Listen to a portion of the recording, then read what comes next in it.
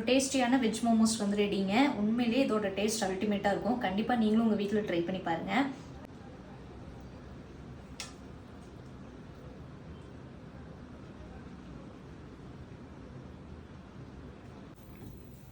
இன்றைக்கி evening snacks என்னென்னு பார்த்தீங்கன்னா, அது வீடியோவில் கடைசியில் நீங்களே பார்ப்பீங்க.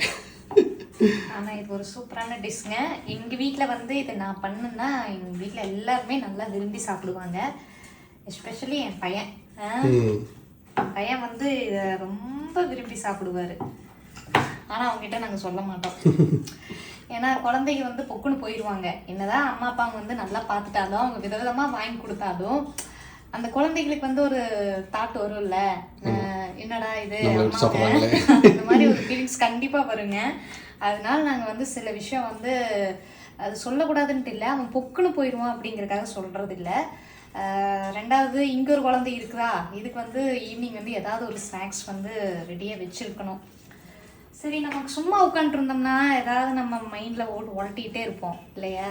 அதனால இந்த மாதிரி ஏதாவது ஒரு வேலை, நான் வீட்டில் ஏதாவது கொஞ்சம் ஃப்ரீயாக இருக்கேன் அப்படின்னா இந்த காய்கறிகள்லாம் கட் பண்ணி வச்சுக்கிறது, வெங்காயம் தொளிச்சு வச்சுக்கிறது, இது மாதிரி ஏதாவது டிஃப்ரெண்ட்டாக ஸ்நாக் ஐட்டம் செய்யும்போது வந்து கொஞ்சம் டைமிங் வந்து சீக்கிரம் போகிற மாதிரி ஒரு ஃபீல் இருக்கும். ஸோ நம்ம இப்போ என்ன பண்ண போகிறோம் அப்படின்னா மோமோஸ், ஹோம்மேட் மோமோஸ். ஆமாம், ஹோம்மேட் வெஜ் மோமோஸ் தான் இப்போ நம்ம பண்ண போகிறோம். ஆக்சுவலி நான் மாவெல்லாம் பிணைஞ்சு இப்படி போட்டு வச்சிட்டேன். ஓகேங்களா? இது வந்து நான் வந்து மைதா மாவில் தான் செய்கிறேன். கோதுமை மாவுலேயும் செய்யலாம், கோதுமை மாவில் செஞ்சாலும் நல்லாயிருக்கும். பட் மைதா மாவு வந்து கொஞ்சம் கூடுதலாக டேஸ்ட் கொடுக்கும். ஹெல்த்தி வைஸ் பார்த்தீங்கன்னா இந்த கோதுமை மாவு தான் வந்து பெஸ்ட்டுன்னு சொல்லுவாங்க.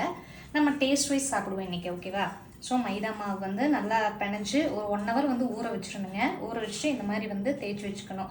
ஏன்னா நம்ம அந்த ஸ்டஃப் உள்ளே வச்சு வேக வைக்கிறதுக்காக இப்படி பரட்டி வச்சுட்டேன், தேய்ச்சி வச்சுட்டேன். இங்கே வந்து ஸ்டஃப்க்கு நம்ம ரெடி பண்ணியாச்சு.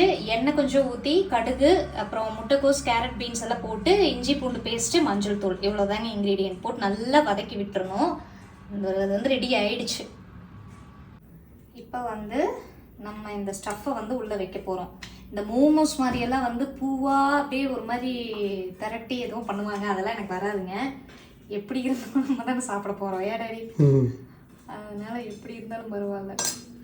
அதனால இப்படி மடக்கி இப்படி பண்ணிக்கலாம். நம்ம இந்த கொலக்கட்டைக்கு பண்ணுவோம்ல, அந்த மாதிரி பண்ணிக்கலாம்.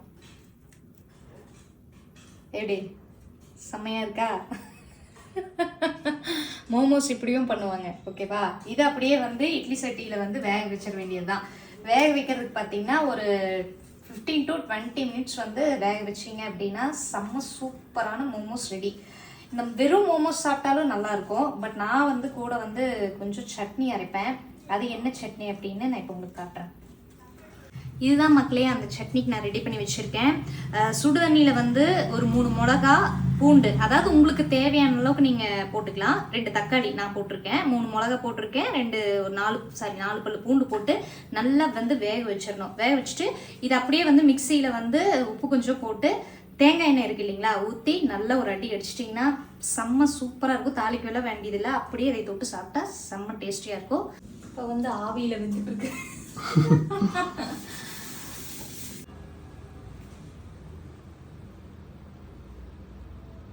ஒரு டேஸ்டியான வெஜ் மோமோஸ் வந்து ரெடிங்க. உண்மையிலேயே இதோட டேஸ்ட் அல்டிமேட்டாக இருக்கும். கண்டிப்பாக நீங்களும் உங்கள் வீட்டில் ட்ரை பண்ணி பாருங்கள். இப்போ வந்து நம்ம ஒரு பைட் வச்சுக்குவோமா? இந்த ரவுண்டாக பண்ணுவாங்க, அது நம்மளுக்கு வராது.